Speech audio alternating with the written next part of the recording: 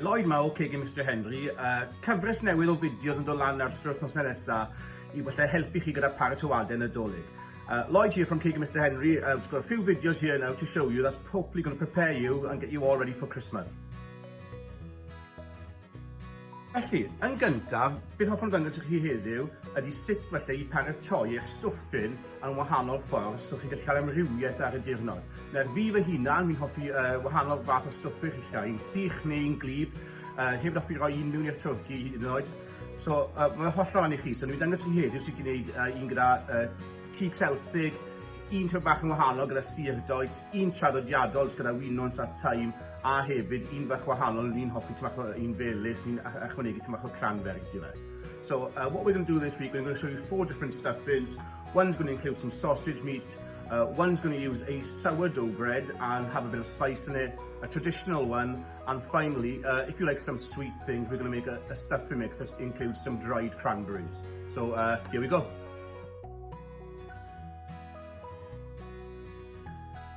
Yn gyntaf, yr un traddadiadol, cofiwch bod angen y bara wedi sychu mas yn cwpl o ddyddiau cynryddio. So for the first one, remember, the bread needs to be quite dry to the point of nearly being stale in order to make a good, firm stuffing. I wneud yn hawsach, jyst defnyddio'ch prosesydd bwyd I torri popeth lan yn fanwl. Ychwanegwch eich taim, eich halen a'ch pibr. I use a food processor because it's quick and easy, and you just add your thyme, your salt and pepper until it's all broken down into small pieces.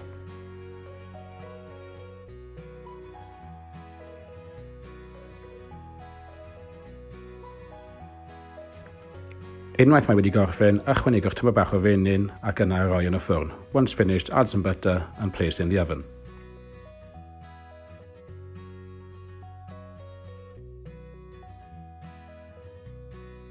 Am yr ail stwffyn, yn gwmws yr un dill, ond tro yma, ni'n mynd I ychwanegu cranberries sych i'r cymysgedd. So for the second stuffing, it's exactly the same as the first one, except this time we're going to add some dried cranberries to the mixture and also some whole ones later on.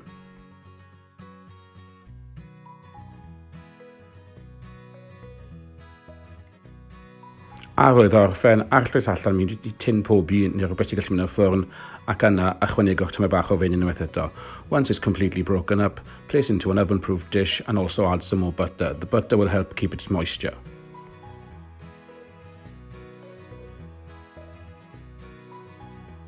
Yn drydydd, rhywbeth bach wahanol efallai I dydd Nadolig blwyddyn yma, so chi'n gallu defnyddio sir does ac yna ychwanegu perlysiau cymysg a paprika.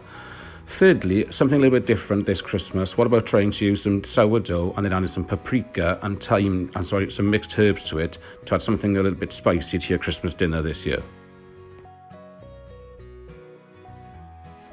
Fel y gweddill, mae popeth jyst mewn i'r prosesydd bwyd nes mae wedi malu'n fanw ac yna cael ei arllwys allan mewn I tin neu bowl chi gallu rhoi yn y ffwrn. So exactly the same as before, just pulse it all up in the food processor, adding some butter before you put it into the oven. Okay, this will be quite a spicy one.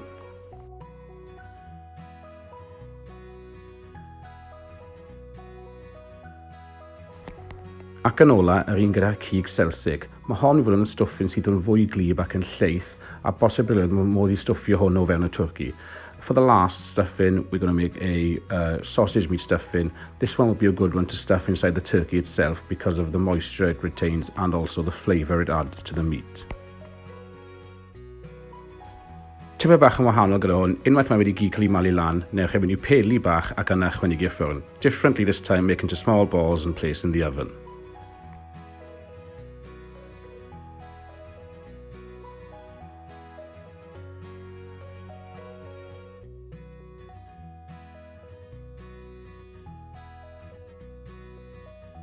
So dyna ni gyda stwffyn, fel ni wedi gweud, chymwch chi gallu cadw fe roi ar y gell yn oswyth cynni hyd yn oed cwpl o ddyddiau cynni, gyda'r un SELSIG, nef siŵr bod chi obviously cadw hwnna ar wahân, a obviously mae wahanol pethau chi gallu gwneud stwffyn, mae'n gyd yn dan arbrofi. So that's it with the stuffing for this week. I know that we've showed you how to make a dry one, a wet one, something that's a little bit different with a bit of spice or a little bit of sweetness.